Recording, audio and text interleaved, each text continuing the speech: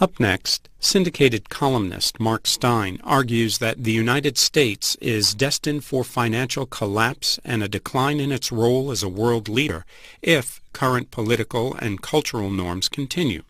The author contends that American debt has placed the country in a precarious position, and that regulation and lack of innovation have become hallmarks of the country's business climate. Mark Steyn speaks at the New Hampshire Institute of Politics and Political Library at St. Anselm College in Manchester, New Hampshire.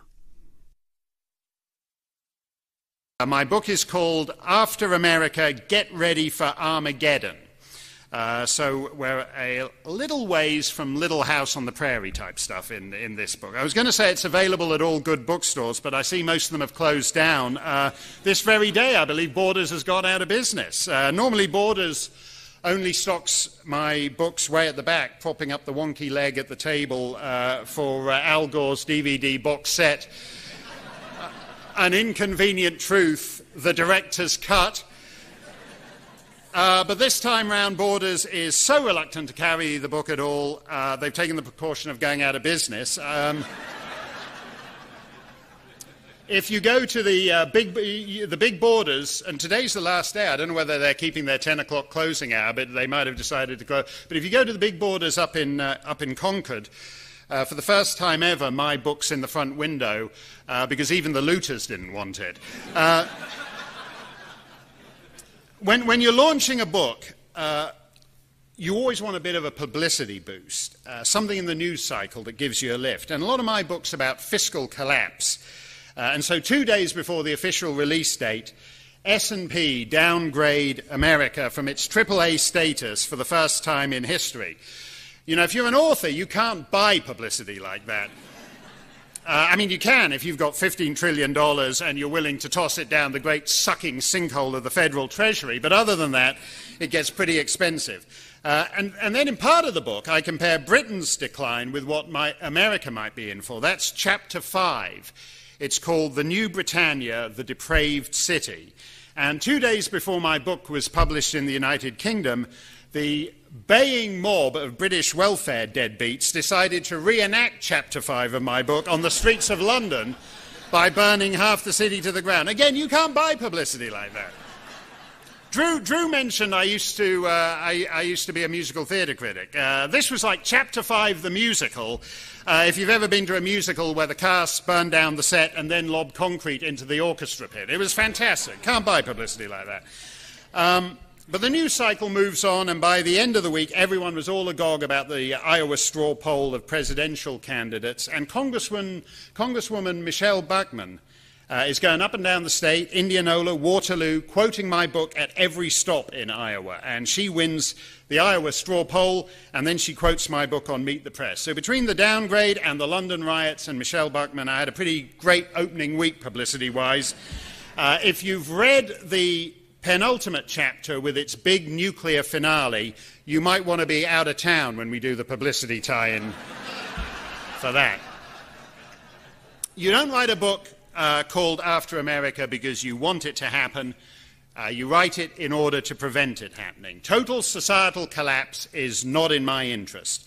If you're an author, the destruction of the banking system makes it much harder to cash the royalty check. So I want to prevent the dawn of the post-American world, and I hope you do too.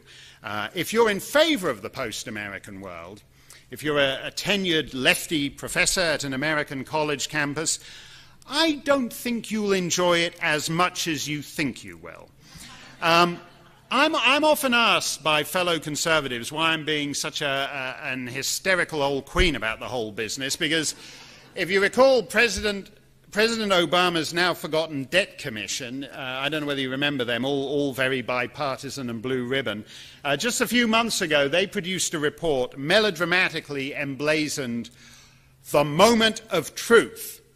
And after that dramatic title, they proposed such convulsive course corrections as raising the age of Social Security eligibility to raising the age of Social Security eligibility to 69 by the year 2075.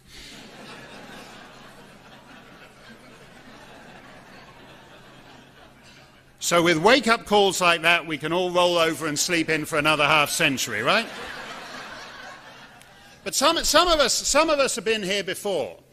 We foreigners know the smell of decay. We've lived it, and when we get the whiff of it in our nostrils in America today, that's a very worrying sign. We have an advantage over you natives. We're the canaries in the coal mine. We know what that smell means. Let me quote another foreigner who spends part of the year over the border in Massachusetts.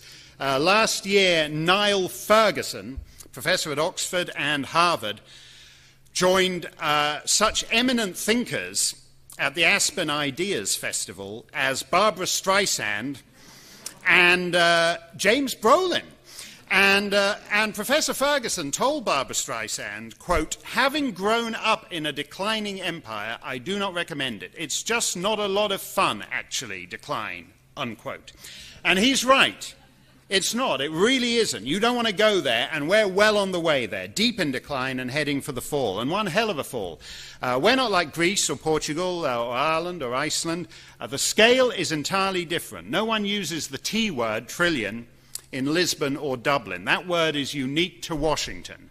And when a multi-trillion-dollar catastrophe slides off the cliff, it lands with a much bigger thud than Iceland or Portugal do. One of the saddest aspects of the present debate is the assumption that American decline will be as comfortable for Americans as British decline was for Britons when the Pax Britannica yielded to the Pax Americana after the Second World War. Dream on. That was the smoothest transfer of global dominance in history, and it isn't going to go that smoothly next time round, and next time round's already underway. By 2016, according to the IMF, the world's leading economy will be a communist dictatorship. That's in 5 years' time. Now think about that. If the IMF is right, the guy you elect next November will be the last president of the United States to preside over the world's leading economy.